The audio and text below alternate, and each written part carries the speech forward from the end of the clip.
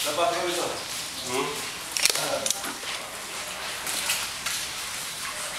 Oh. Kala ko may kuryente. Kala ko may kuryente yan. May kuryente.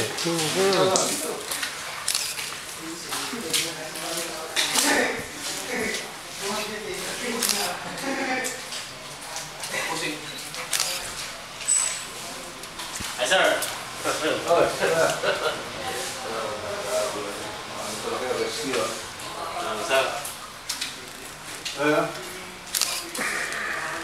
Cerita.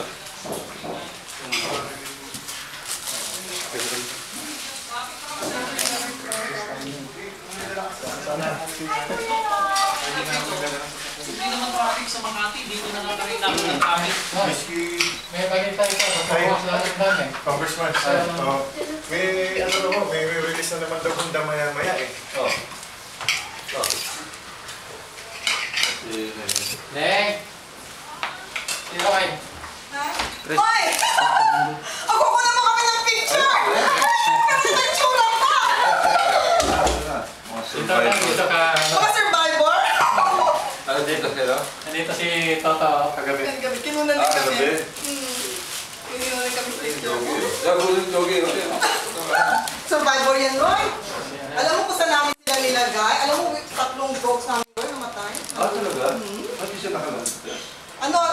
Nilagay namin sila dun sa Bato van. ng van. Tapos, naduhulog. Nadulas yung isa nakalangon, punta dyan. Kaso, Roy, nahulog yata ng gabi. Pero ito, hindi namin na pinapasok. Ang daming aso na. Dapat dyan namin sila nilagay eh. Dyan sa bubong. So, anytime lang? Ito ko lang pa ako ng picture. Congressman, sabi nung may ari ng bahay dito sa kanto, may i-release daw na damaya. Re-release na naman. Oo, kaya sabi niya sa akin, kung wala ka namang ano dyan, lumabas ka na, baka abutan na. Sino sabi? Yung sa kanto, na bahay. Uniwano. Eh, hindi naman siguro magbibiro. Sino sabi ko? Ito? Yung bahay. Saan galing? Sino namatay na? Hindi ko alam. Si ano po, si Yoda. Ibig to be ano? Nawala na yun, yung line ni... Yan na lang. Ah, yan. Siya pala. Yung survivor yan. Nahulog yan. Sino sa taas yan? Si Shawi po. Oo. Akala, May isa pa kami dito, Roy. 5 na lang. Roy, alam mo, Roy, ano yan?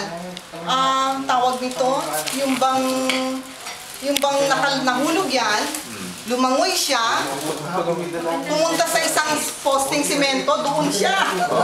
At kahapon lang namin sila pinadala rito. Sige. Congressman, maiwan ko muna. Sige. May dala siya. dalawang pagkain. Oh, sige. Bakit ito ano? Oh, thank you. Pakalo siya itong pagkain.